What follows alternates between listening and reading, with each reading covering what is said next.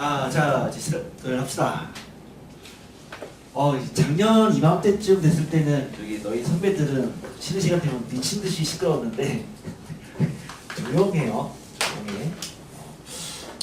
OT 갔다 오면 되게 많이 친해지는데 조용하네. 이게 좀 어려웠다. 사실 문제가 어렵다기보다는 아직 그 전체적인 부분에서 익숙하지 않아서 좀 그런 게 있을 건데요. 크게 걱정은 사실 안 돼요. 걱정 안 되는 게 뭐냐면 작년 이맘때, 그러니까 이맘때 아니야. 사실 작년 여름방학 끝나고 테스트 봤을 때가 그때도 평균 점수가 막 40점 막 이렇게 나왔어. 근데 지난번에 우리 시험 본 거는 너희 학생들 평균이 한 30점 나왔고요. 그 다음에 선배들은 이제 그때는 이제 시험이 그러니까 9월 초겠죠. 9월 초에 본 요 시험 똑같은 시험지가 평균 한 40점 나왔단 말이야. 근데 오늘은 여러분이 역전했어요. 평균이 지금 한 50점 나왔어. 지금 평균이 한 50점 나왔고, 근데 그렇게 본다면 작년보다 페이스는 되게 좋은 것 같아. 좋은 것 같고, 충분히 막상 이 정도를 가지고 실력을 가지고 이제 학기 중 되면은 계속 이제 범위가 작아지니까 더 집중해서 계속 공부를 하게 될 거고, 누적해서 공부하고 뭐 하다 보면은 그때쯤 되면은 대부분 막 3개 틀리고 뭐 4개 틀리고 한 4개 틀리게 되게 많이 틀린 그런 상황이 될 거예요. 그래서 지금 내가 점수가 이거밖에 안 나왔네, 나 뒤에 못 봤다, 사실 그게 아니고 괜찮게 본 거라고 나는 봐요. 물론 더 잘 봤으면 더 좋았겠지만 실망할 점수는 아니라고 봐. 그러니까 충분히 이제 과거의 데이터랑 비교했을 때 긍정적이다, 이렇게 볼 수 있는 거고요. 선생님이 여러분한테 줄 수 있는 것들은 어떻게 보면 지식을 전달하는 부분이긴 하지만 나는 여러분에게 그 어떤 지식을 전달하는 그런 사람인 동시에 나는 그런 사람이고 싶어. 사람에게 가장 중요한 보물은 마음이거든요. 선생님은 마음을 주는 사람이고 싶어요. 그래서 여러분들이 기억을 할 때 저 선생님은 나에게 많은 애정을 쏟았구나 라는 거를 좀 알아줬으면 좋겠고, 그리고 이제 그런 부분들이 사실 계속 이어질 거야. 그러니까 지금 우리가 복습 테스트를 줬지만 이 복습 테스트가 여러분들 틀렸던 오답들을 모아놓은 거고 아직 해결 안 된 오답들이 많이 있어요. 근데 그 많이 있는 거는 지금 억지로 다 해결할 필요는 없어요. 그러니까 이 부분은 차곡차곡 쌓아놨다가 이제 여름방학 됐을 때 그때 다시 수학화를 할 때 다시 한번 틀렸던 오답들을 다시 한번 풀어보고 시작하는 게 더 좋을 수는 있기 때문에 요 학기 중에 다 처리가 안 된 오답들은 3월달 되는 순간 수학화는 멈추는 게 맞아. 3월달 되는 순간에는 수학 3도 중간 범위만 해야 돼요. 그러니까 괜히 수학을 다른 거를 그때 욕심내지 말고요. 워낙 할 게 많아. 여러분들 그때 가면은 정말 바빠요. 지금 바쁜 거는 아무것도 아니야. 그때 되면 정말 바쁘거든요. 할 거 되게 많아요. 되게 많아서 수학 상 중간 범위에만 집중해야 돼요. 그리고 내신에 올인해야 돼. 그렇기 때문에 지금 정리를 하는 게 맞고, 지금 정리가 다 안 된 것들은 어쨌든 데이터 내가 다 갖고 있으니까 내가 어쨌든 다 줄게. 만약에 수학화를 선생님이 수업을 하지 않는다 하더라도 같이 우리 학원에 계속 있는 상황이라고 한다면 내가 아무튼 그 데이터는 그때 다 줄게요. 그래서 오답들 다 관리할 수 있게끔 사후 관리는 다 해줄 거고요. 그렇잖아요. 그러니까 마음을 준다라고 하는 게 사실은 다 상호 피드백이거든요. 그러니까 나는 그렇다고 생각을 해요. 그러니까 내가 뭔가를 던졌어라고 했을 때 사실 던진 거는 그냥 광활한 이 대지에다가 던진 게 아니라 벽에다가 던지는 거라고 생각을 해요, 항상. 그러니까 벽에 던졌고 항상 내가 던지는 거는 항상 탁구공을 던지는 거야. 그 얘기는 내가 던지면 다시 돌아와요. 탁구공을 벽에다가 던지면 다시 튀어오르거든요. 예전에 그 선생님 아들이 걔가 갑자기 왜 그랬는지 몰라도 차에서 갑자기 문을 열더니만 침을 뱉는 거야. 내가 깜짝 놀랐어. 그 조그만 자식이 침을 다 뱉은 거야. 차를 불타고 야! 이러는데 알고 봤더니 나중에 차를 주차하고 보니까 차 뒷문에 침이 그냥 그대로 묻어 있더라고요. 그러니까 다 그렇게 돌아오거든요. 실제로 차문 열고 껌이라든가 침 뱉어본 사람이 있어요? 바람이 불기 때문에 상당수 그게 차에 그냥 묻어. 껌을 밖에다 틱 뱉잖아? 바닥에 떨어지지 않고요. 차 뒤쪽에 붙어버려요. 그러니까 그러거든요. 그 다 자기에게 돌아오게 돼 있어요. 그래서 여러분들 그 어떤 이제 이 부분에 대해서 그러니까 뭐 사실 뭐 이 문제 점수라는 건 좀 별개의 상황이긴 하지만 결국 여러분 노력한 것도 역시 다 돌아오게끔 되어 있거든요. 그러니까 모든 건 다 그래요. 그래서 지금 요 방학 때 했던 게 내가 점수가 안 나왔네, 사실 그게 아니고 만들어지는 상황이었던 거고, 이걸 100% 만드는 건 사실 소용이 없어. 왜 소용이 없는 건 알고 있잖아, 여러분도. 분명히 여러분들 중학교 때 선행을 많이 했을 거라고. 막 어떤 특정한 학생들은 수원까지 선행했던 애들도 있을 거야. 근데 그거 있잖아, 사실 다 까먹어. 근데 그렇다고 할 필요가 없는 거냐? 그것도 분명 아니거든요. 다 남아있어요. 우리가 지금 했던 수학 하 부분이 여러분들 여름방학 때 돼서 다시 한번 그때 시작할 때 이 부분이 학습을 하는 순간 금방금방 기억이 나고 금방 그게 다시 적용을 할 수 있어. 그러니까 그 정도 6개월 정도 텀이면 되게 짧은 텀이기 때문에 다 기억이 난다고. 그래서 굉장히 많은 도움이 됐을 거야. 아직 뭐 다음 시간 한 번 더 수업이 남았지만 미리 얘기를 조금 해주는 거고요. 3번 문제부터 갈게요. 좀 이제 많이 틀린 문제들, 그러니까 과반수 이상 틀린 문제를 가지고, 즉 3명 이상 틀린 문제를 가지고 풀이를 들어갈 거고요. 책자는 역시 뭐 시험지를 봐도 괜찮고 그 다음에 아니면 요거를 봐도 괜찮아요. 그냥 편한 대로 하세요. 나는 시험지 원본을 가지고 얘기를 할게요. 시험지 원본을 가지고 얘기할 테니까 뭐 그렇게 얘기를 합시다. 자, 3번에 그러니까 필요 조건과 충분 조건에 대한 얘기였는데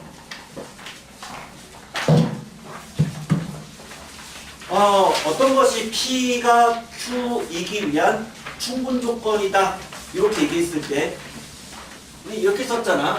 P가 Q이기 위한 충분 조건이다 이거였죠. 충분 조건이다. 필요 조건과 충분 조건을 다음과 같이 얘기했습니다. 딱 봤을 때 얘가 화살이 출발하고 있으면 출발하면 충분 조건이고 피를 흘리면 필요 조건이다. 이렇게 얘기했고, 그러니까 집합은 누가 더 큰 집합이라고요? Q가 더 큰 집합이었죠. Q가 피를 흘리려면 Q가 아파야 되고 아프려면 집합이 이런 관계가 돼야지만, 이렇게 돼야지만 당연히 이렇게 생긴 놈이어야지만 Q가 피를 흘리는 거라고요. 그런데 포함한다는 것은 뭐냐면 A랑 B라는 집합이 있을 때, 즉 P랑 Q라는 집합이 있을 때, 그러면 Q가 P를 포함한다는 것은 두 집합이 같은 집합이어도 포함한다라고 얘기하잖아. 우리가 부분 집합을 얘기할 때는 똑같은 집합이어도 하나는 다른 거에 부분 집합이란 말이에요. 그렇죠? 그러면 요 3번 문제를 봤을 때, 자, 수직선에 나타내 봤더니 P는 마이너스 1부터 3까지였대. 이 수직선에 마이너스 1부터 3까지인데 이렇게 된 거, 즉 색칠되지 않은, 포함하지 않은 얘가 P였어요. 0은 여기 있겠죠. 이게 P인데 Q라고 하는 것은 뭐냐면 절대값 X가 A보다 작은 거래. 얘는 절대값 X가 A보다 작은 거고 P가 Q이기 위한 충분 조건이니까 이런 관계인 건 맞아. 절대값 X가 A보다 작다는 뭐였어요? X가 마이너스 A부터 A까지인 거란 말이야. 그럼 마이너스 A부터 A까지 이놈이 얘를 포함해야 되는 거야. 그렇게 되는 상수 A가 최소 얼마냐 이게 문제인데, 일단 A가 만약에 5가 된다면 그 마이너스 5부터 5까지는 얘를 포함하는 건 맞잖아. A가 4가 된다 하더라도 맞잖아. 그럼 A가 3이면 되는 거야 안 되는 거야? 그래도 되는 거라고. 왜? 포함한다는 것은 둘이 서로 같은 게 되어도 포함 관계가 성립하는 거라고요. 그러니까 이 A는 따라서 최소 얼마다? 최소 3까지 가능한 거죠. A가 3이어도 그놈은 얘를 포함하고 있는 거다. 이게 같이 똑같이 3, 3 이렇게 되어 있어도 포함 관계가 성립하는 겁니다. 그래서 3번이 정답이죠. 그 다음에 4번.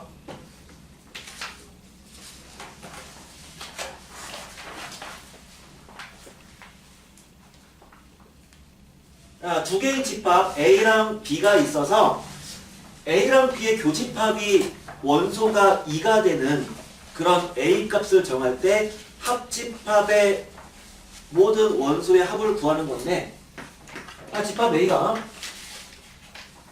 1과 그 다음에 A 세제곱 빼기 3A 이거고요. 집합 B가 A 플러스 2랑 A 제곱 마이너스 A래요. 그런데 A랑 B의 교집합이 2가 되었대요.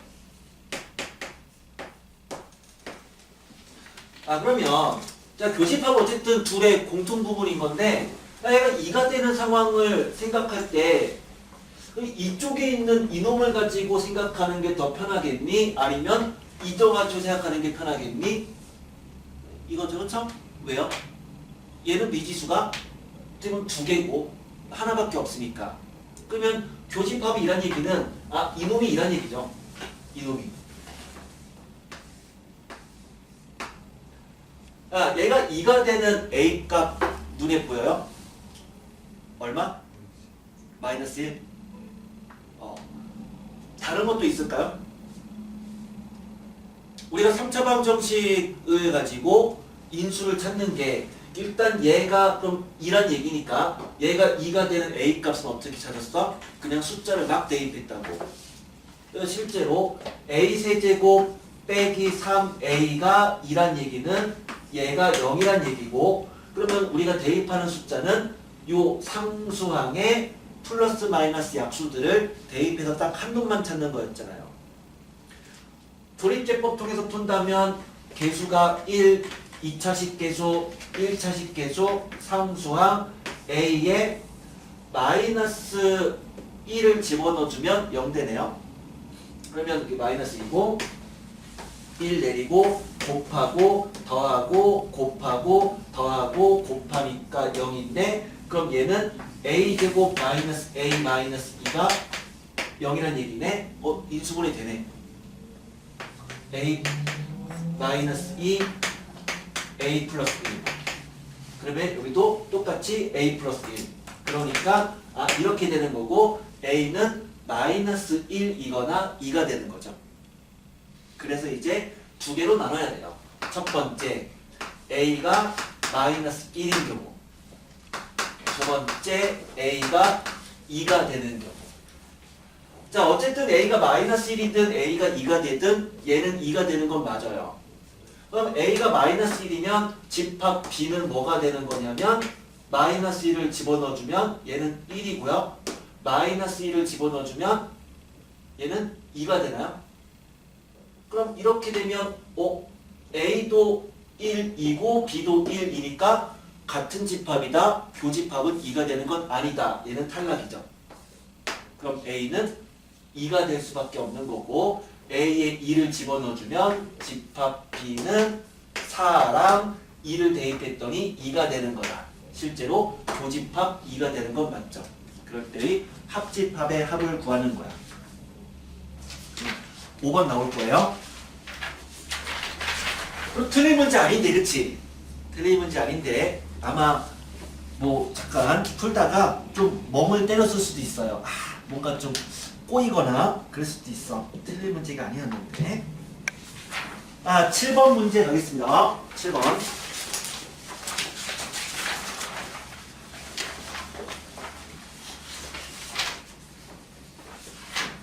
우리 지난번에 1차 그 봤던 거 그거 가져오셨어야 됐고요. 그 다음에 또 확인 받으셔야 돼요. 틀린 것들 대치 문제, 유사 문제 풀었는지 확인 받으셔야 되고요. 7번 명제에서 우리 수업할 때 되게 강조했던 부분 중에 하나가 결국 명제에서 중요하게 다뤄야 되는 것은 딱 하나다. 명제에서 그러니까 킬러 문제가 나온다면 딱 하나다. 뭐였냐면 모든과 어떤이 나오는 명제는 킬러로 출제가 될 수 있고 얘는 확실하게 알아야 된다고 했어요. 게다가 한영외고 선생님이 너무나 사랑하는 파트다라고 했어. 어차피 명제 파트 되게 쉬워. 집합 파트도 되게 쉬워. 너무 쉬워. 게다가 수능으로 가버리면 집합과 명제 너무나 쉬운 파트예요. 특히 수능은요. 그 나오는 어려운 문제는 기껏 해봤자 명제의 어떤과 모든이거든요. 이거 이외엔 되게 쉬워요. 너무 쉬운데 불구하고 얘는 좀 어려운 부분이라서 확실하게 알아야 되는데 계속 헷갈리거든요. 자, 두 가지 파트를 일단 얘기를 할 거야. 첫 번째는 모든 x에 대해 p가 참이다. 자, 이거를 우리가 어떻게 해석해서 봐야 되느냐 라는 거랑 그 다음에 이거 사실 필요 충분 조건이에요. 그 다음에 어떤 x에 대해 p가 참이다. 얘를 역시 어찌 해석을 해야 되는 거냐 이었는데, 자, 이건 강조를 아주 많이 했거든요. 당연히 외우고 있어야 됩니다. 당연히 민주야, 첫 번째 거는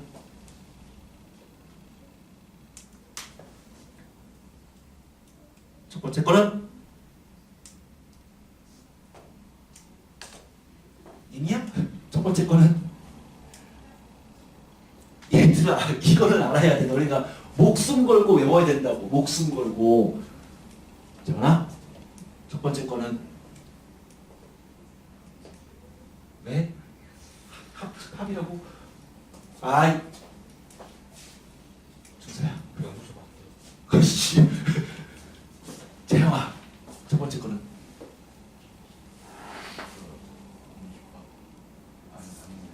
아니야, 그게 두 번째 거랑 관련된 거. 첫 번째 거는 자, 모든 x에 대해 p가 참이라는 얘기는 p가 전체 집합이라는 얘기였죠. 전체 집합. 두 번째, 어떤 x에 대해서 p가 참이라는 얘기는 p가 공집합이 아니다였죠. 이 두 개는 목숨 걸고 외우라고요. 너무 중요하니까. 모든이 참이라는 얘기는 무슨 얘기였냐면, 모든과 똑같은 단어는요, 모든은 임의였어요. 그러니까 임의의 x에 대해서 p가 참이다. 모든 x에 대해 p가 참이다. p가 항상 성립한다는 얘기고, 그럼 항상 성립하려면 그 p가 전체 집합이 돼야지만, p가 전체 경우가 돼야지만 뭘 대입해서 항상 성립한다는 얘기예요. 어떤과 같은 말은 뭐였어요? 적어도 하나였죠? 그럼 적어도 하나의 x에 대해서 p가 참이라는 얘기는 한 놈이라도 성립하는 게 있으면 된다. 그러니까 그 놈은 공집합만 아니면 되는 거다. 이거였어. 그러니까 한 놈이라도 성립하는 게 있으면 된다. 얘는 항상 성립해야 된다. 이거였거든요. 이 두 가지는 굉장히 중요합니다. 굉장히 중요하니까 두 개는 꼭 암기하셔야 되고요. 꼭 암기하셔야 되고, 그 다음에 이 7번 틀리신 분들 또는 7번 맞췄다 하더라도 이쪽 봐서 잘 모르시는 분들은 우리가 내가 준 그 유사 문제 거기에 있는 이론을 다시 한번 다 정독을 하세요. 여기는. 얘는 너무 중요하니까. 자, 그럼 다시 문제로 돌아가서 모든과 어떤이 섞여 있는 문제인데, 7번 문제에서 첫 번째 P에 대해서는 그러니까 이런 얘기를 하고 있어요. P에 대해서는 이 X가 0보다 큰 그러한 어떤 X에 대해서 X 플러스 A가 0보다 작아야 된대요. 어떤이라는 건 뭐라고요? 어떤은 적어도 하나랑도 같은 거고 결국에 공집합만 아니면 된다. 즉 만족하는 게 한 놈이라도 있기만 하면 된다야. 그런데 X가 양수래요. 그럼 X가 플러스야. 근데 X랑 A랑 더했더니 음수가 되는 놈이 한 놈이라도 있기만 하면 된다고. 그럼 A가 어때야 되는 거야? A가 음수면 되는 거죠. A가 0보다 작으면, 즉 A가 음수가 되면 그럼 A가 음수랑 그 다음에 양수인 놈을 더해서 음수가 되는 놈은 적어도 하나는 있을 거 아니야. 그치? 그러니까 이 얘기는 A가 0보다 작다는 얘기야. 그러니까 한 놈만 있으면 되는 거라고. 즉 A가 마이너스 3이면 그럼 X가 양수 중에서 얘를 만족하는 X가 뭐 적어도 하나는 있잖아요. 뭐 0.1, 0.001 최소한 하나가 있잖아. 그럼 되는 거라고. 그 다음에 Q에 대해서는 이제는 X가 음수래요. 그런데 모든 X에 대해서 X-A-3이 0보다 작거나 같아야 된대요. 근데 모든이니까 얘 뭐겠니? 항상 성립해야 되는 거라고. 항상. 그럼 X가 음수죠. 그럼 이거 이렇게 넘겨버리면 그러면 결국 이 얘기는 A가 크거나 같다 X 빼기 3인 건데 X가 음수잖아. 그러면 A가 얘보다 크거나 같으려면 그럼 A는 항상 어때야 되는 거야? 마이너스 3보다 크거나 같기만 하면은 그럼 얘는 마3보다 더 작은 놈이니까 항상 얘가 성립하는 거 아니겠어요? 항상 성립한다 이거니까 모드는 그러면 A가 결국 마3보다는 크거나 같기만 하면 항상 얘가 성립하는 거라고. 맞죠? 모두 어떻게 나오면은 이때부터는 이게 언어적으로 되게 헷갈릴 수 있어요. 그래서 조금 천천히 생각해 보시고 그 다음에 최소한 이 기본 전제는 얘는 너무 중요하니까 얘는 반드시 암기해야 되는 성질입니다. 반드시 암기해요. 자 11번까지는 잘 푸셨고요. 잘 푸셨고 그 다음에 이제 뭐 질문은 개별적으로 질문 받을게요. 11번까지는 과반수 이상 틀리진 않아서 12번으로 가겠습니다. 12번.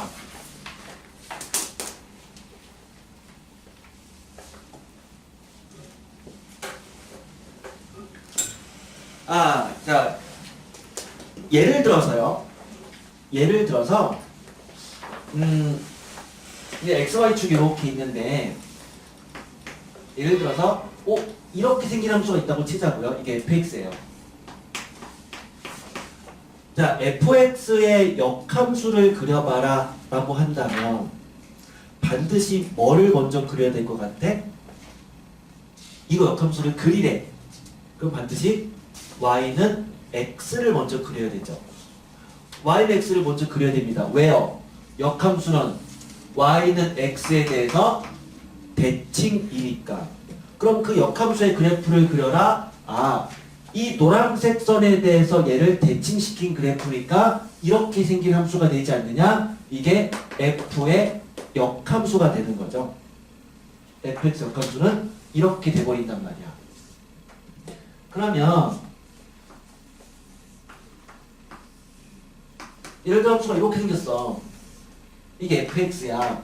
자, 이거의 역함수를 그리라 이렇게 얘기를 했어. 그럼 똑같이 y는 x를 그린 다음에 이거에 대해서 대칭으로 그리면 되겠니?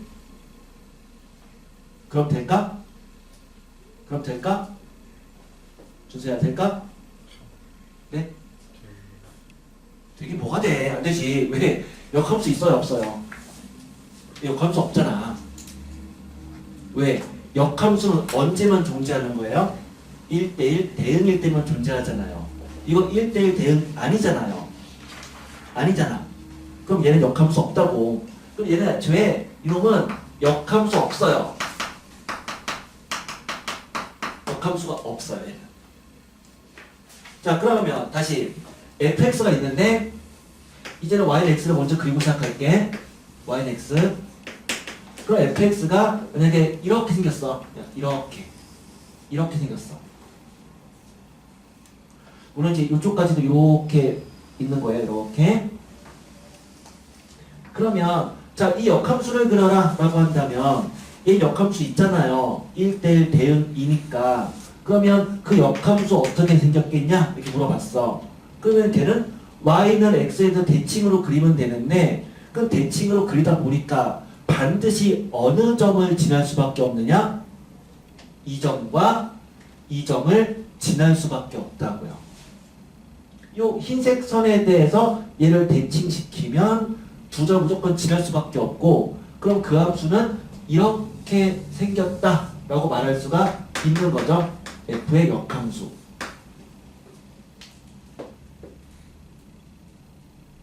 자, 역함수는 첫 번째 언제 존재한다? 1대1 대응일 때 존재하는 거야. 근데 1대1 대응이라는 얘기는 항상 증가하거나 항상 감소하는 경우를 말하는데 그렇다는 얘기는 역함수가 존재하는 경우는 두 가지 경우잖아요. 첫 번째는 계속 증가하는 함수이거나 두 번째는 계속 감소하는 함수이거나 두 가지인데 자, 이제 24페이지를 잠깐 보세요. 유사문제집의 24페이지 요거 24페이지를 잠깐 보면 그래서 24페이지에 두 가지 상황이 나와 있어요. 그림이 하나는 증가하는 함수가 그려져 있는 거고요. 그 이론에 또 하나는 감소하는 함수가 그려져 있는데 그런데요. 95%는 그러니까 95% 이상은 증가하는 함수에 대해서만 출제가 됩니다. 그래서 그 그림 두 개를 반으로 뚝 잘라요. 그림 두 개를. 그림 두 개가 위아래 돼 있잖아. 그러면 걔를 반으로 이렇게 뚝 잘라. 선을 그어. 선으로 긋고 사실은 우리는 위에 거만 보면 돼. 아래 거에 대해서는 지금 신경 쓸 필요가 없어. 거의 안 나오니까. 그러면 위에 거의 상황을 본다면 지금 무슨 상황? 증가하는 함수의 상황으로 본다면 이제 이 얘기를 해보자고요. 그럼 fx랑 그 역함수가 만난다면 어디서 만난다는 얘기야? y는 x에서 만날 수밖에 없다고. 만난다면. 맞죠? 그럼 그게 그 상황이잖아. 다시 거기 24페이지 위에 있는 얘기를 보면 f 인버스 x는 fx의 그래프를 y는 x에 대칭시킨 그래프다. 따라서 증가함수라면 fx랑 f 인버스 x의 교점은 fx랑 x의 교점과 똑같다라고 했단 말이에요. 됐어요? 자, 이제 64번이래. 12번 문제로 들어가겠습니다. 그러면 12번에 자 fx가 있고요. 그 역함수가 있대요. 아, 그럼 일단 이놈은 뭐야? 계속 증가하거나 감소하는 경우인데 근데 딱 봤더니 기울기 양수잖아. 증가하는 경우야. 거의 그거밖에 안 나온다고. 근데 그거랑 그 역함수의 관계고 둘러싸인 부분 어떻게 보면은 이 상황으로 본다면 아, 이 넓이를 구하시오가 문제인 거죠. 그렇죠? 이런 상황이라면. 그런데 이건 뭐야? y는 x에 대한 대칭이니까 그 이 넓이를 구하려면 어떻게 하면 되겠어? 여기 이 사이에 있는 fx랑 x 이 넓이만 구한 다음에 그 넓이를 2배를 내주면 되지 않겠느냐 해서 출발하는 거예요. 그럼 이것도 마찬가지야. 이거에 둘러싸인 부분의 넓이를 구하라 이렇게 있을 때 x, y 좌표축에다가 뭐를 먼저 그리고 시작하는 거야? y는 x를 먼저 그리고 시작하는 거라고요. y는 x를. 그 다음에 이제 fx 함수를 그려보자고. x가 0일 때는요. 일단 1이네요. 0일 때가 1이네. 그 다음에 0보다 크거나 같으면 기울기가 2분의 1인 직선이래. 아, 여기서 기울기 2분의 1인 직선을 그린 거야. y는 2분의 1 x 더하기 1. 그러면 이때의 교점이 얼마니? x에 얼마 대입하면 둘이 같아진다? x에 2를 집어넣어주면 두 값이 같아지죠. 여기 x가 2점. x가 0보다 작으면 2x 플러스 1이래요. 그럼 x가 0보다 작을 때 이거의 왼쪽은 기울기가 2인 직선인 거야. 이런 직선인 거죠. y는 2x 플러스 1. 그러면 이놈과 이놈이 만나는 x가 얼마인데요? x가 마이너스 1이네요. 그럼 여기가 마이너스 1인 거야. 그러면 결국 요 선이 fx거든요. 이게 fx죠. 이게 fx인 거고, 그 다음에 그거랑 그 역함수는, 그러면 이 점과 이 점에서 만나는 대칭시킨 함수란 말이야. 그 역함수를 그리면 뭐 그냥 이런 식으로 뭐 이렇게 그려주면 될 거고, 그럼 우리가 구하는 것은 이 넓이를 구하는 건데, 그 넓이 어떻게 구한다고요? 요 넓이만 구해서 2배를 해주면 된다고. 됐니? 자, 넓이를 구하는 방법은 그냥 삼각형 2개 쪼개서 풀면 돼요. 이 삼각형 더하기 이 삼각형, 그거의 2배. 또는 뭐 좌표 알고 있으면 신발끈 써서 풀 수도 있죠. 그건 편한 대로 하시고요. 그래서 그 넓이의 2배를 구하시오가 문제였습니다. 그러면 5번 정답 구할 수 있어요.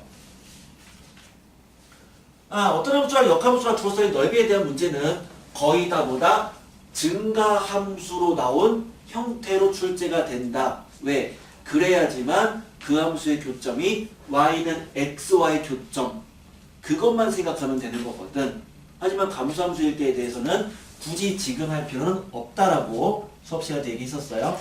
우린 전반부까지만 선 그은 거의 위쪽까지만 확실하게 알아두시면 돼요. 13번.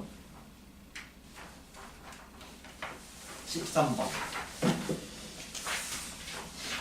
원소의 합. 원소의 합.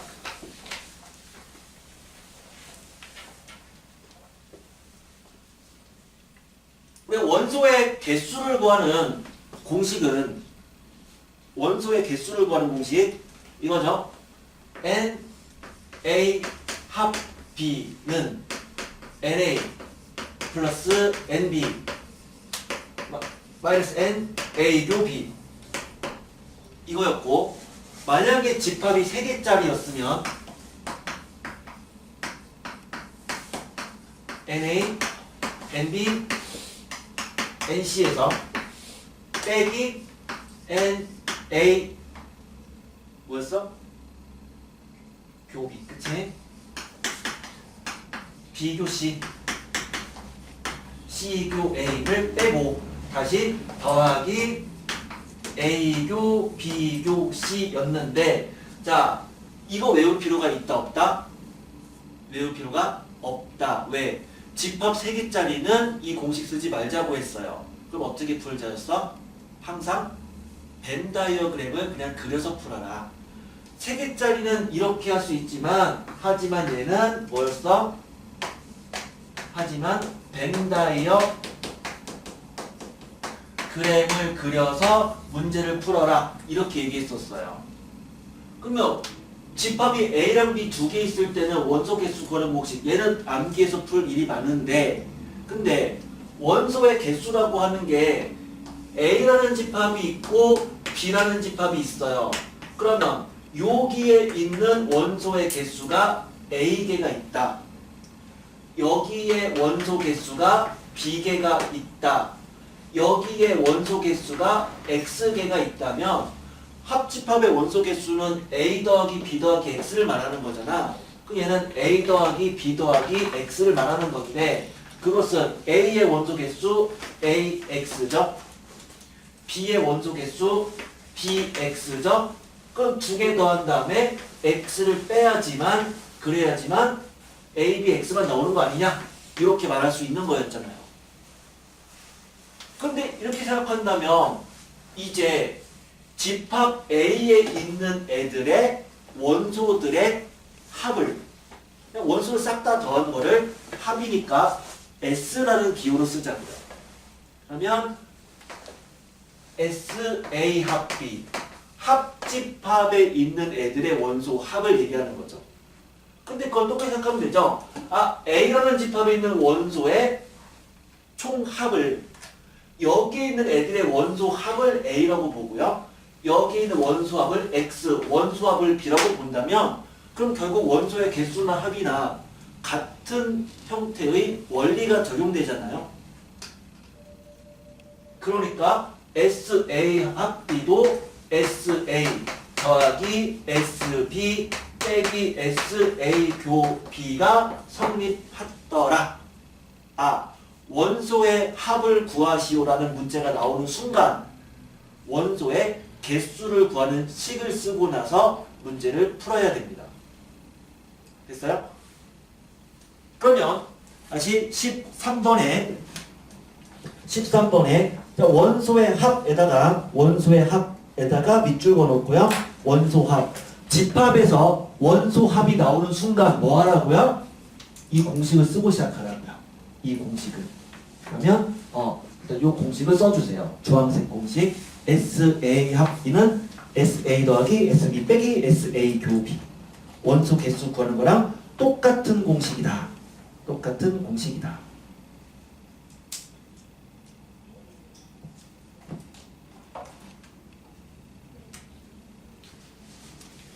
그러면 이 공식을 쓰고 시작을 하는 건데 여기서는 원소의 합을 그냥 F로 본 거거든요. S 대신에. 그러니까 어떻게 하자고요? FA 합 B가 FA 플러스 FB 마이너스 FA 교 B를 쓰고 나서 대입하라고요. 얼마래요? 합집합은 문제에 의하면 전체 집합이고 그럼 전체 집합에 있는 애들의 원소의 합은 1부터 10까지 합을 말하는 거네. 55점 는 FA 플러스 FB 빼기 교집합은 9랑 10이니까 원소합은 19가 되는 거네. FA 플러스 FB는 이꼴 넘기니까 74인가요? 이렇게 되죠.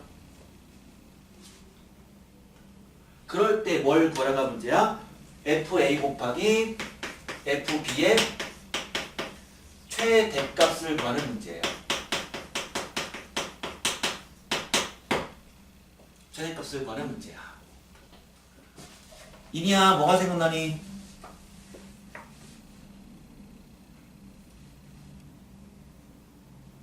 뭐가 생각나니? 정한 뭐가 생각나니?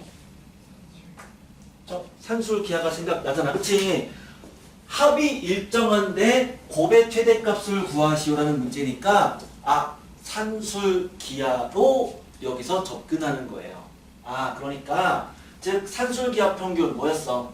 산술 기하 A 플러스 B가 크거나 같더라. 이 루트 A, B 단 등호는 A 이꼴 B일 때 성립한다. 이거였는데 근데 얘는 이것 좀 주의하셔야 돼요. 자 볼까요? 그럼 이거의 최대값을 구하기 위해서 그러면 이놈 더하기 이놈은 크거나 같다. 이 루트 FA 곱하기 FB 이렇게 쓸 수 있는 거잖아요. 그러면 2로 나눠버리면 얘는 37이고 그럼 이놈은 37의 제곱이 되는 거네. 얘는 결국 37의 제곱이다. 자, 이렇게 쓸 수 있을 것 같은데 문제는 그럼 딱 이렇게 되는 상황이 등호일 때잖아요. 그럼 등호일 때는 언제야? A랑 B랑 같을 때야. 즉 얘랑 얘랑 같을 때야. 그 말은 이게 얼마란 얘기야? 37이란 얘기야. 그게 가능한지를 확인해야 돼. 그러니까 일단은 교집합에는 9랑 10이 있어. 그러면 얘는 9랑 10을, 즉 A라는 놈은 9랑 10을 포함해서 나머지들을 가지고 이 합이 37을 만들 수 있느냐를 확인해야 된다고. 근데 만들 수 있을 것 같죠? 실제 해보면 만들 수 있는 게 있어요. 그럼 이게 정답인 게 맞아. 왜 확인을 해야 되냐면 보통 우리가 쓰는 산술 기하는 이 A랑 B가 실수거든요. 실수란 얘기는 정수가 아니잖아요. 그러니까 소수점으로 쪼갤 수 있는 거야. 5도 5라는 것도 2.5랑 2.5로 쪼갤 수가 있는 거라고. 근데 집합의 원소이다 보니까 원소 1, 2, 3, 4, 5, 6 5라는 그 숫자를 2.5랑 2.5로 쪼갤 수는 없단 말이죠.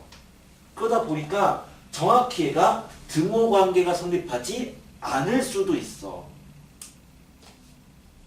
그렇게 된다면 실제로 이게 둘 다 37이 아니라 하나는 36이고 하나는 38일 때가 최대가 되겠죠.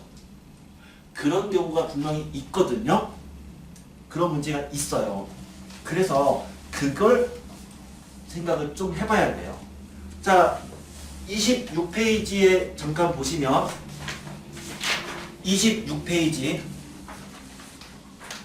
26페이지 박스에 보면 원소합에 대한 얘기가 나와 있는데, 자, 우리 원소합에서 일단 반드시 알아야 되는 것은 뭐였어? 1번 공식이었습니다. 그거는 항상 쓰고 시작하는 거죠. 2번은 잘 몰라도 돼요. 근데 원소합과 관련된 문제는 뭐랑 관련되어 나오기도 한다고요? 산술 기하랑 관련되기도 한다. 이거는 좀 주의를 할 필요가 있어요. 3번은 산술 기하랑 관련된 출제가 되기도 합니다. 단 그때 주의할 것은 뭐야? 제일 끝에 거 등호는 SA랑 SB일 때 성립한다에다가 다시 또 표시해 놓으시고요. 주의라고 적어 놓으세요. 그러니까 그렇게 될 수 있는 거를 확인은 해봐야 합니다. 문제 풀 때마다. 됐어요? 자, 그건 조금 주의를 해주세요. 나중에 다 풀고 틀릴 수 있어요.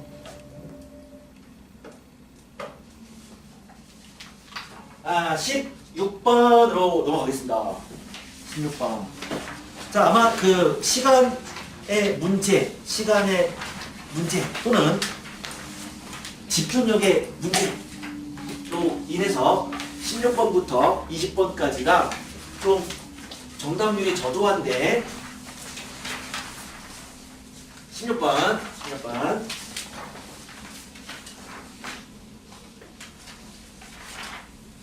일단 세 번째 줄에 항등함수의 밑줄 그어 주시고요. 항등함수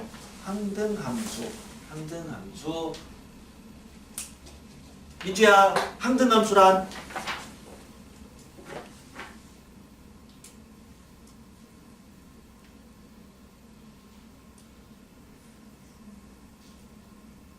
그래요. fx는 x 항등함수죠. 항등함수는 fx는 x예요. 그냥 그겁니다. 그래서 밑줄 그거에다가 fx는 x 이렇게 적어놓으면 되는데, 문제는 뭐냐면 이거 합성을 할 거야. 실제 함수를 합성한 함수를 그리시오라는 문제는 거의 안 나와요. 근데 잘 나오는 형태가 있어. 그거는 뭐냐면 산을 합성하거나 V를 합성하는 경우였죠. 그 두 개 잘 나오거든요. 자, 이러한 좌표평면에 여기에 사각형이 이렇게 달라붙어 있는데 여기에 이러한 산이 있어. V에서 V.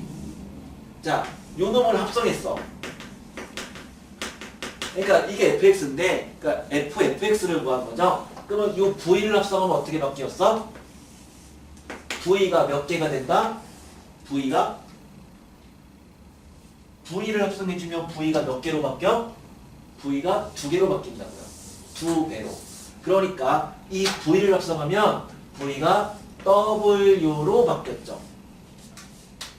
V를 합성하면 이렇게 됩니다. W. 즉 하나가 2배가 되는 거야. 그럼 이걸 한 번 더 합성했어. 그럼 다시 어떻게 되겠어? 요 V가 몇 개가 생기는 거야? 4개가 생기는 거예요. 계속 이렇게 2배씩 이렇게 증가합니다. 근데 그거는 이 산도 마찬가지예요. 그러니까 여기에 이러한 산이 있어요. 그럼 걔를 합성했어요. 얘를 합성해버리면 뭐라고요? 산이 몇 개가 생긴다고요? 2개가 생긴다고요. 이렇게. 그래서 이 2개는 너무나 자주 나오는 꼴이기 때문에 얘가 왜 이렇게 되느냐? 물론 이제 수식으로 풀 수는 있어. 근데 그 수식으로 푸는 거는 그냥 해설지를 참고하세요. 그런데 이건 너무 자주 나오니까 그냥 풀다 보니까 암기가 돼야 되는 거고, 근데 애초에 그냥 처음부터 우리는 알고 시작하자는 얘기죠. 알고 시작하자. 자, 그러면 자 적습니다. 16번 여기다가 16번 그렇죠? 16번에다가 이 2가지 꼴 V를 합성하면 V가 2개가 생기는 거다. 그 다음에 산을 합성하면 산이 2개가 생기는 거다. 자, 이 상황을 적어 주시고요.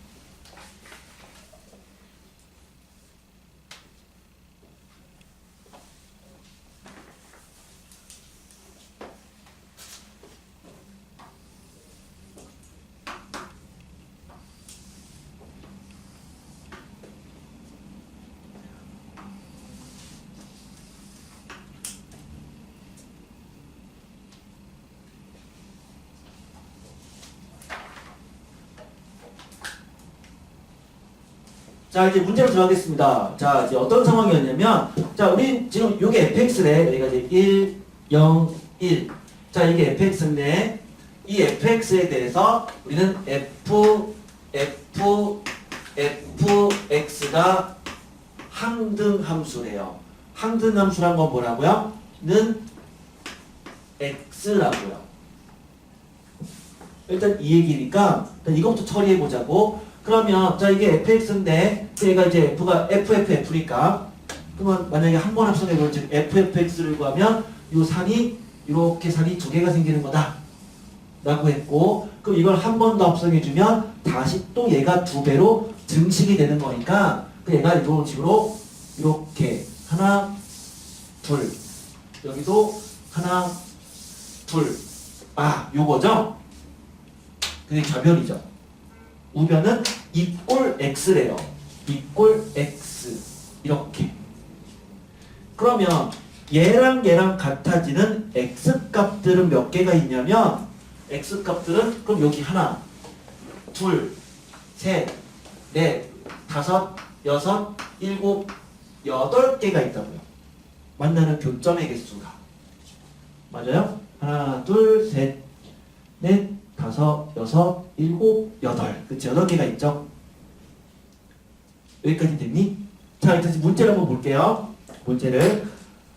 이 fx의 그래프가 그린 것 같을 때 걔를 ffx가 항등함수가 되는 x값이 집합 x의 원소다. 그러니까 집합 x의 원소가 몇 개란 얘기야?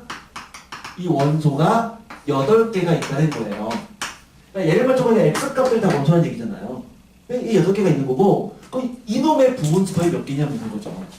단 공집합은 아니래. 그러니까 얘의 공집합이 아닌 부분집합 개수니까 부분집합 개수 2의 n제곱, 공집합은 제외, 그래서 255개가 된다고요. 문제 풀 때마다 이거 합성하고 있으면 안 돼요. 시간 부족합니다. 그렇게 하면 안 됩니다. 바로 풀 수 있도록 해주시고요.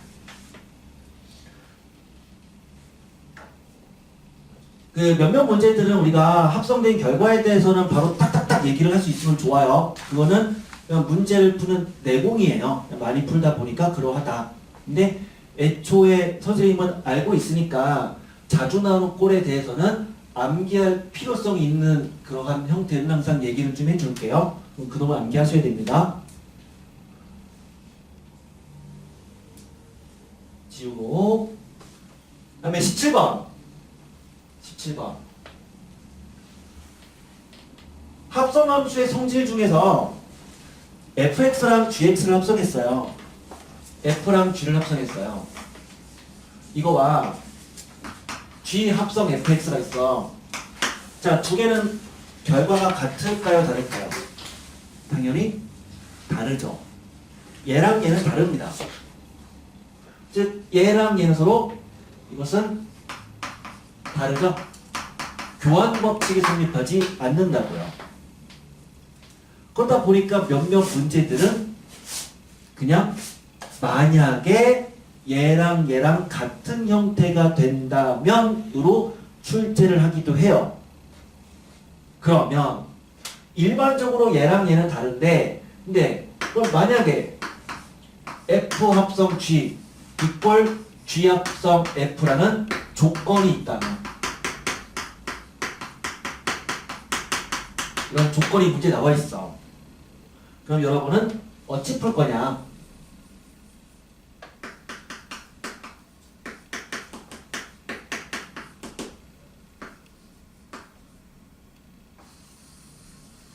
어떻게 풀 거냐? 무엇으로 풀 거냐? 이렇게 물어봤어요.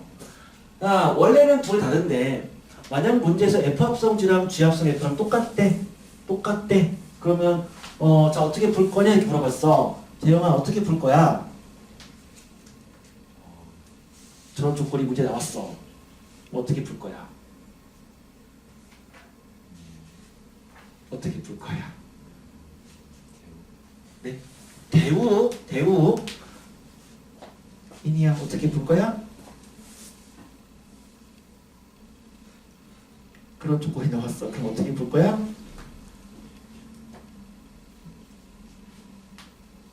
어떻게 푼다고요? 아이 어떻게 푼다고요? 어떻게 푼다고? 네. 대입해서. 값이 같아요. 네. 예를 들어 여기 이렇게 되어 있으면 A랑 B랑 분배식이 나오죠. 그래요. 그렇게 해서 푼다고요. 그 말이에요. 자 무슨 얘기냐면 어떻게 푼다? 방법이 없다는 얘기야. 그냥 노가다로 푼다고.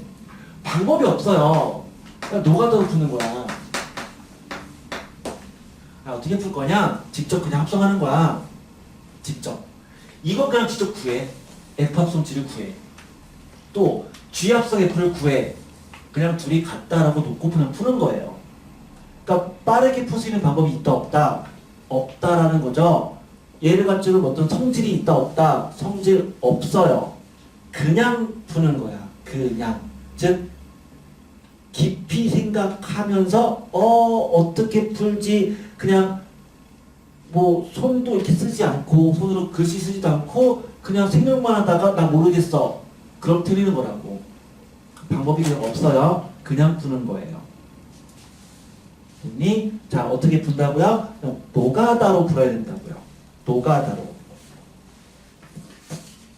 아 그게 저기 17번 문제잖아.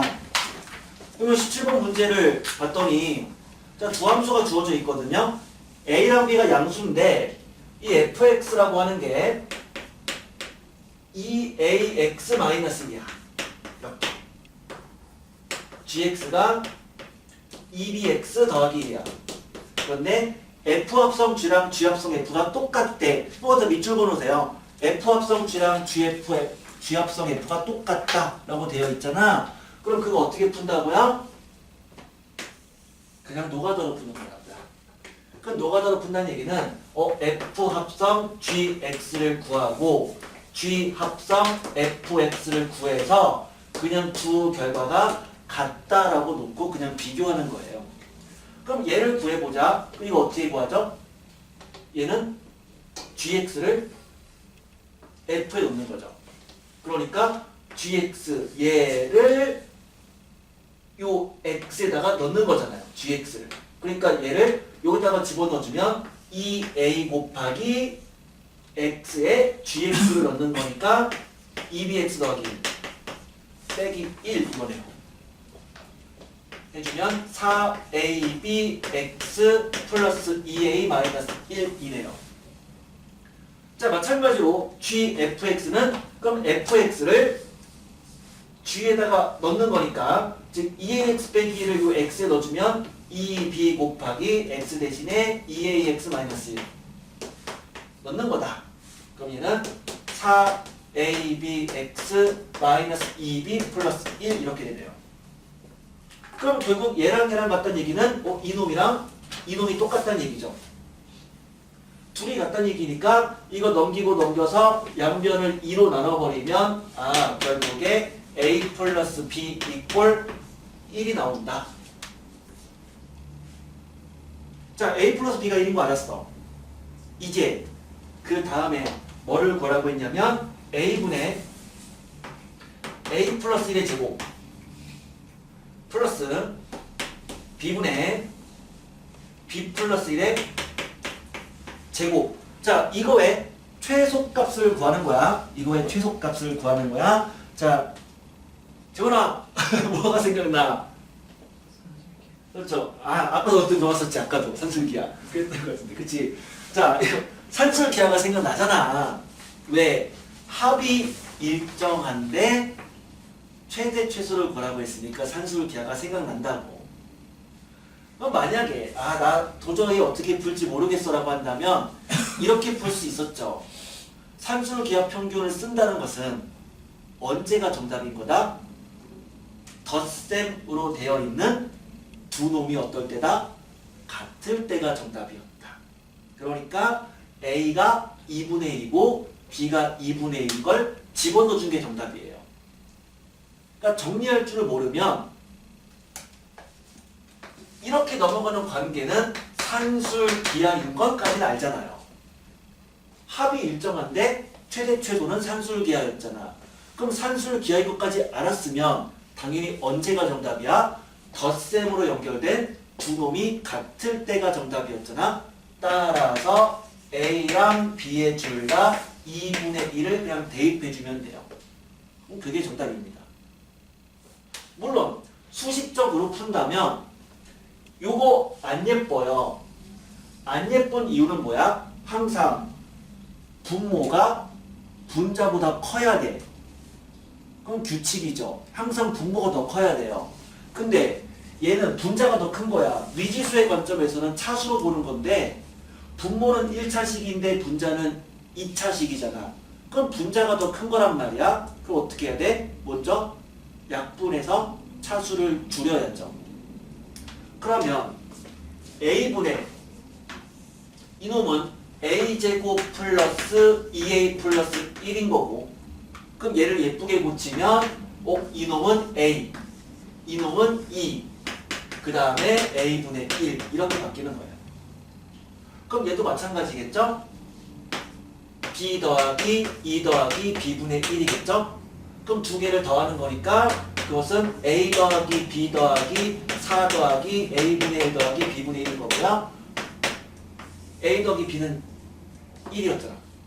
그러니까 1 싸니까 5 더하기 얘는 AB분의 A 플러스 B가 되는데 이것도 1이잖아.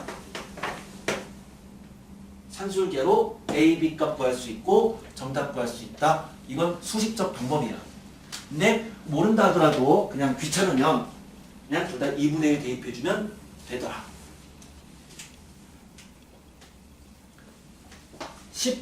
18번 18번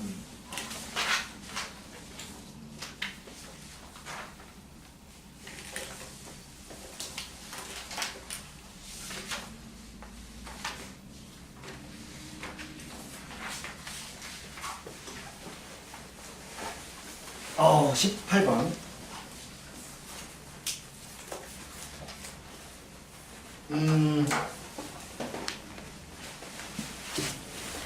합집합과 교집합.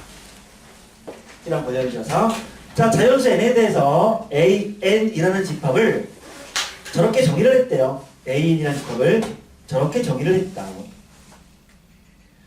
한번 그 정의에 의해서 한번 나열을 한번 해보자고요. 일단 AN을 먼저 써주면 AN이라는 집합은 X가 2N 빼기 3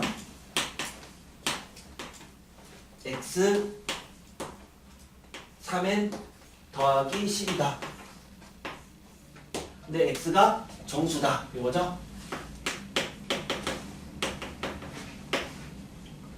우리는 요 바 앞에 있는 거를 원소라고 부르는 거잖아. 그러니까 이 AN이라는 집합의 원소는 X야. 근데 그 x가 이런 조건을 만족한다는 얘기고, 그럼 a1을 구하면, 그럼 a1은 n에다가 1 대입하면 되는 거니까 n에 1 집어넣어주면 마이너스 1보다는 크거나 같고, n에 1 집어넣어주면 13보다 작거나 같은 이 사이에 있는 정수니까, 그럼 a1이라는 집합은 마이너스 1, 0, 1, 2, 3부터 13까지를 원소로 갖는 집합을 말하는 거죠. 그럼 A2라는 집합은요, 2를 집어넣어주면 여기에 1부터 어디까지야? 2를 집어넣어주면 16까지예요. 16까지예요. 이렇게. 자, 3을 집어넣었어요. 그럼 3을 집어넣어주면 최소 얼마야? 3부터네요. 3부터 최대 3을 집어넣어주면 19까지인 거죠. 이렇게. 그러면 A1과 A2랑 A3의 교집합을 구하라 이렇게 되어 있으면, 그럼 교집합은 세 개의 공통적인 거는 그럼 최소 몇부터 시작해야 돼? 3부터 시작해야 되네. 그럼 최대 어디까지겠어? 13까지가 되는 거죠. 이렇게 된다고요. 그럼 이 세 개의 교집합은 3부터 13까지인데, 그러니까 쭉 가다 보면, 그러면 이제 문제에 의하면 A1부터 이런 식으로 계속했는데 AN까지를 했을 때 그 교집합이 공집합이 되는 n의 최대값이 P래요. 공집합이 아닌. 그럼 공집합이 되려면 뭐가 돼야 될까? 공집합이 되려면 만약에 이 AN이라는 집합이 그냥 A 뭐 할까? A10? 자, A10이라는 집합을 해주면, 그럼 A10이라는 집합은 10을 집어넣어주면 얘는 17부터죠. 어디까지겠어? 40까지란 말이에요.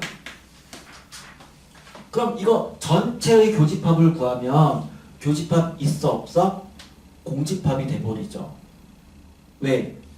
전체의 교집합을 구하면 얘는 17부터인데 여기 13까지잖아요. 그럼 교집합이 공집합이 된다고요.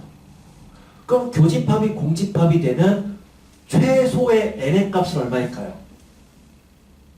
n이 얼마면 교집합이 공집합이 될까? 이 공집합이 되는 이유는 뭐겠어요? 얘가 17부터 시작했기 때문인 거잖아요.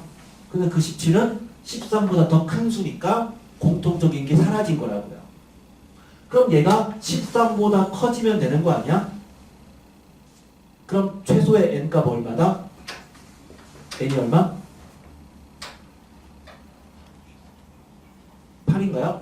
n이 8이면 16 빼기 3이니까 얘가 13부터네요. 그 n이 8이면 얘는 13부터니까 교집합은 있는 거죠. 그쵸? n이 9가 되면 공집합인 거잖아.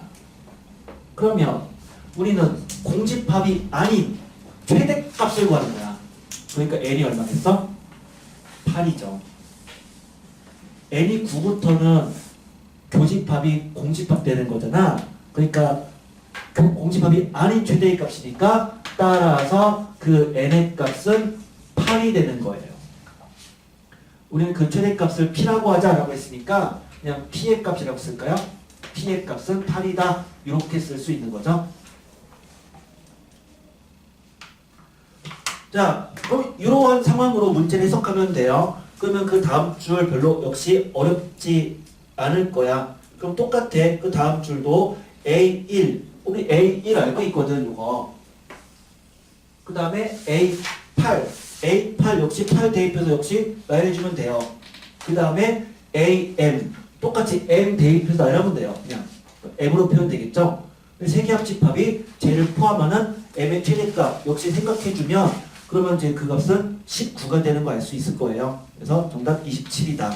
자, 나머지는 한번 확인해서 풀어보시고요. 자, 그냥 계속 이어서 할게요. 괜찮죠? 버틸 수 있지? 버틸 수 있나? 좀 쉬었다가 그냥 2개 하고 이제 리뷰 시간 갖고 복귀 시간 가질게요. 자, 10분 쉬었다가 그 다음에 이제 19번, 20번 얘기를 좀 해보자.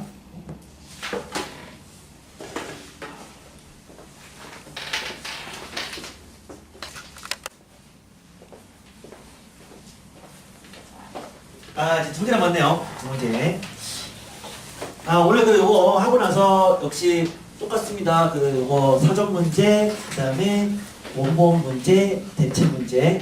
이렇게는 틀린 것들은 오늘 필수고, 그 다음에 유사 문제는 다음 시간까지 풀어봐도 괜찮아요. 대신에 요 사전, 대체, 원본 문제는 다시 한번 다 푸는 거로 그렇게 할 거고, 보스 테스트도 가급적이면은 뭐 시간 되면 오늘 뭐 10문제밖에 안 되니까 풀 수 있도록 해주시고요. 그 다음에 지난번 테스트한 거, 그거 역시 제출, 그리고 모르는 거 질문, 뭐 그렇게 해주시면 됩니다. 19번. 자, 절대부등식에 대한 2문제를 집어넣어 봤습니다. 하나는 산술 기하 평균, 또 하나는 코시 슈바르츠 부등식. 자, 2문제를 집어넣어 봤고, 혹시 뭐 다시 한번 공식 잘 기억 안 나시는 분들은 이 38페이지에 있는 그러한 이론적인 부분을 다시 한번 잘 쳐다보시고 확인해 보시면 될 것 같아요. 자, 19번 가보자. 19번. 어떤 직선 L이 있는데 L이라는 직선은 이렇게 있더니 XY축에 대해서 A랑 B가 둘 다 0보다 크다라고 돼 있어. 그래서 AX 플러스 BY는 10 이렇게 되어 있는데 X가 0이면 Y는 B분의 10이죠. 0, B분의 10이에요. 근데 B가 양수래요. 그러니까 0, B분의 10은 여기에 있을 거야. Y가 0이면 X는 그럼 A분의 10이 되는데 A도 양수니까 뭐 A분의 10은 이렇게 양수가 여기에 있겠죠? 그럼 이 직선은 이 점과 이 점을 지나는 직선이다. 이런 식으로 이렇게 그릴 수 있어. 이게 직선 L인 거야. L.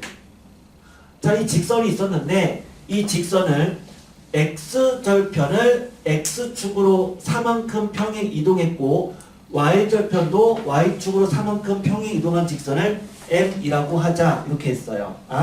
그럼 직선 M은요. 얘를 4만큼 이렇게 평행 이동했으니까 A분의 10 더하기 4 역시 B분의 10 더하기 4 이렇게 돼서 두 점을 지나는 이러한 직선을 얘기한 거죠. 이게 직선 M이란 얘기죠. 그래서 직선 M과 X축과 Y축으로 둘러싸인 이 넓이, 그 넓이 S의 최대 최소를 구하는 과정이다. 자, 1번 A 곱하기 B의 값을 구하시오. 자, 이게 문제인데 우리 요 넓이가 나와 있거든요. 이 넓이가, 이 흰색 요 넓이가 문제 5라고 나와 있어요. 이 넓이가. 그러니까 2분의 1 곱하기 밑변 곱하기 높이가 5다. 그냥 해주면 1번 A, B의 값은 10인 거 바로 구할 수 있었을 거야. 자, 1번 문제 아무것도 아니었는데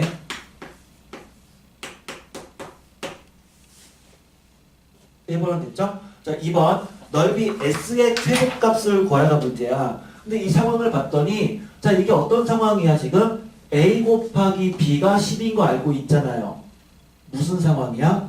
곱이 일정한 상황이었고, 그럴 때 두 번째 문제 넓이, 이 넓이의 최소값 구하는 문제거든요.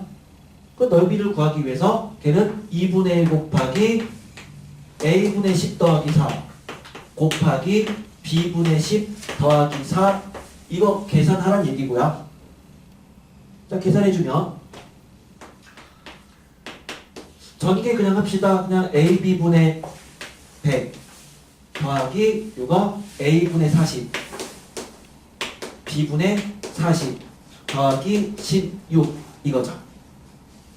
계속 2분의 1 그냥 AB분의 100 플러스 통분해주면 AB분의 40 곱하기 A 플러스 B 더하기 16 이건데 A 곱하기 B가 10인 거 알고 있습니까?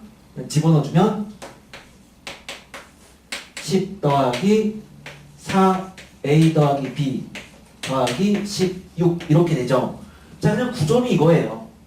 즉, 뭔 말이니? A 곱하기 B가 10일 때 이놈의 최소값을 구하시오가 문제니까 이 A 플러스 B랑 A, B의 관계를 산술 기하 평균으로 설정만 해주면 그러한 최소값을 구할 수 있겠구나. 이거죠. 정답은 13 더하기 4루트 10 이렇게 나올 겁니다. 별거 아니었는데 아마 좀 약간 이렇게 그림이 안 나오고 언어적인 말로만 이렇게 직선이 나와버리면 좀 왠지 좀 이렇게 좀 무서워하는 것 같아. 그냥 무서워하는 것 같아. 별거 아니었는데. 별거 아니죠? 충분히 할 수 있었지? 후회가 되죠? 자, 해볼걸. 완성해서 풀어보시면 되고요. 20번. 코시 슈바르츠 부등식.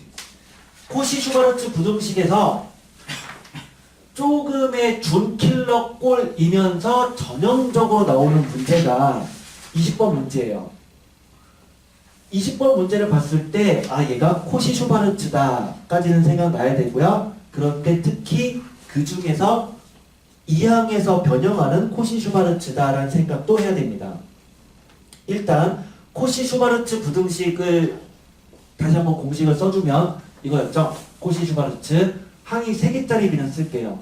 a제곱 플러스 b제곱 플러스 c제곱 곱하기 x제곱 플러스 y제곱 플러스 z제곱은 크거나 같거나 ax by cz의 제곱이었다. 이게 코시 슈바르츠 부등식이었고, 자, 이거 언제 쓴다고요? 코시 슈바르츠는 언제 쓴다? 재영아, 언제 쓴다? 코시 슈바르츠는 언제 쓰니?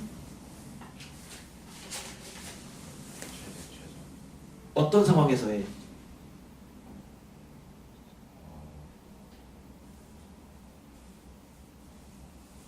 어떤 상황에서 최대 최소죠? 이니야? 어떤 상황에서의 최대 최소지?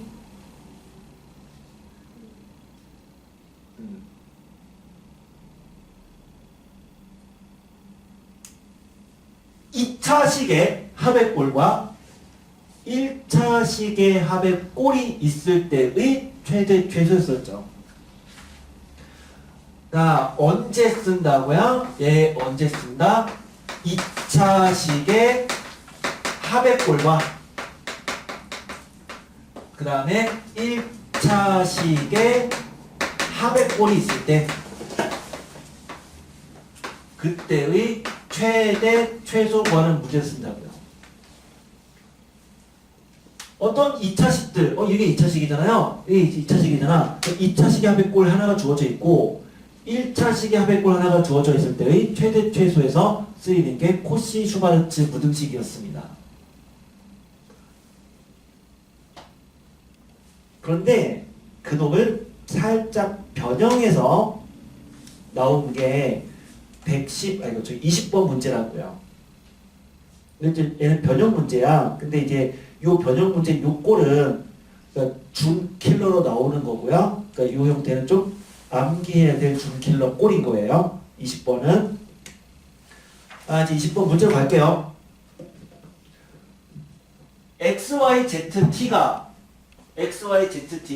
저러한 식을 만족한다면 실수 T의 범위를 구하래요. X, Y, Z, T가 6이다. 그 다음에 X제곱, Y제곱, Z제곱, T제곱은 10이다. 자, 이건데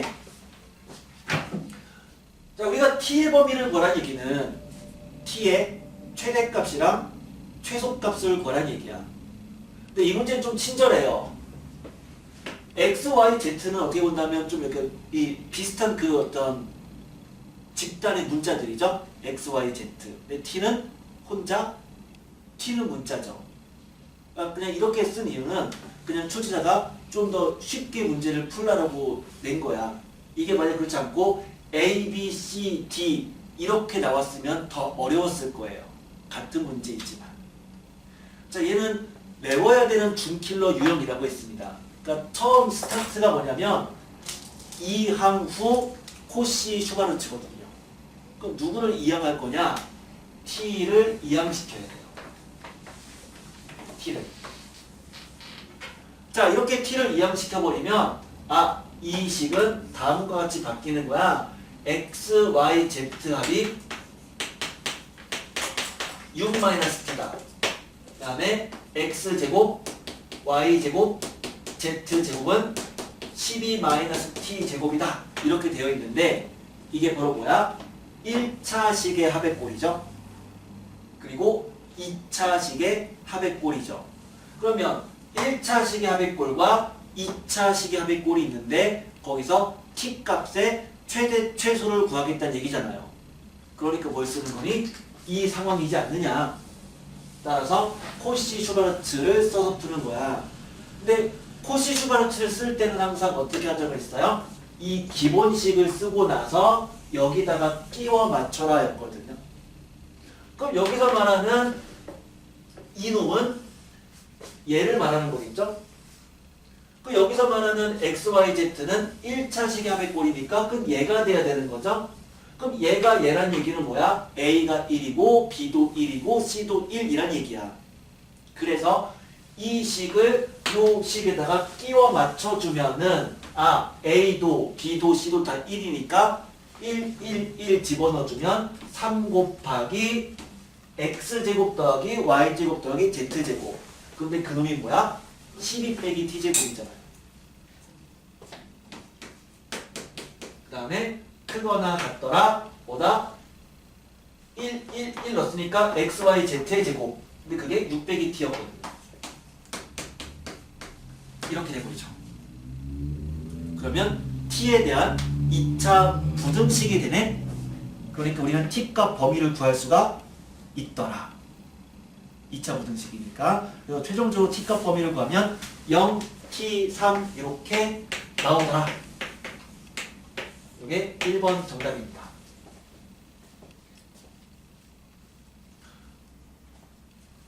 코시 슈바르츠 부등식을 써야겠다는 생각을 해야 돼요. 그거는 얘는 전형적인 코시에 대한 준킬러 문제라고 했어. 전형적이란 얘기는 문제가 변형이 안 돼요. 다 이 문제예요.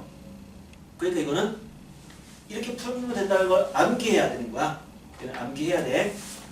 그리고 왜 코시 슈바르츠인지 말할 수는 있어야 됩니다. 그건 일반적인 코시 슈바르츠를 쓰는 상황이었던 거고. 자, 두 번째. 그건 나에 의하면 자, 여기서 구한 t값을 이용해서 x, y, y, z, zx 합의 최대 최소를 구하는 건데 여러분은 뭐를 알고 있어요? 얘를 알고 있잖아요. 또 얘도 알고 있잖아요. 그러면 이놈과 이놈을 이용해서 xy 더하기 yz 더하기 zx를 표현할 수가 있었지. 곱셈 공식의 변형 뭐였다? xy 플러스 yz 플러스 zx라고 하는 것은 얘는 x 플러스 y 플러스 z의 제곱에서 x제곱 y제곱 z제곱을 뺀 다음에 그놈을 2로 나눈 것이다 라고 하는 변형식을 알고 있고요. 대입하는 거죠. 이놈 대신에 6 빼기 t를 집어넣어줍니다. 6 빼기 t를 집어넣어주고 그 다음에 이놈 대신에 12 빼기 t 제곱을 집어넣어주면 역시 뭐가 나와? t에 대한 2차식이 나와요. 그런데 제한 범위를 알고 있는 2차식이다. 그러니까 이 범위 내에서 이 2차식의 최대값, 최소값을 그래프를 그려서 확인해보면 돼요. 그런 식으로 해서 완성해주면 최대 최소의 합은 36, 곱은 36인 거 확인할 수 있을 겁니다. 근데 그거는 역시 끝까지 여러분이 풀어주시면 될 것 같아요. 중요한 것은 봤을 때 얘가 코시 슈바르츠다. 이 문제는 토시 슈바르츠였지 라는 것을 기억하라는 거야. 기억하셔야 됩니다. 자 일단은 우리 그 과반수 이상 틀린 문제를 해줬고요. 이거 이외에 그 풀이하지 않은 문제들은 개별 질문을 받을 테니까 계속 이제 틀린 거 리뷰하고 독해 풀면서 질문하실 거 있으면 옆으로 오셔서 질문해 주시면 됩니다.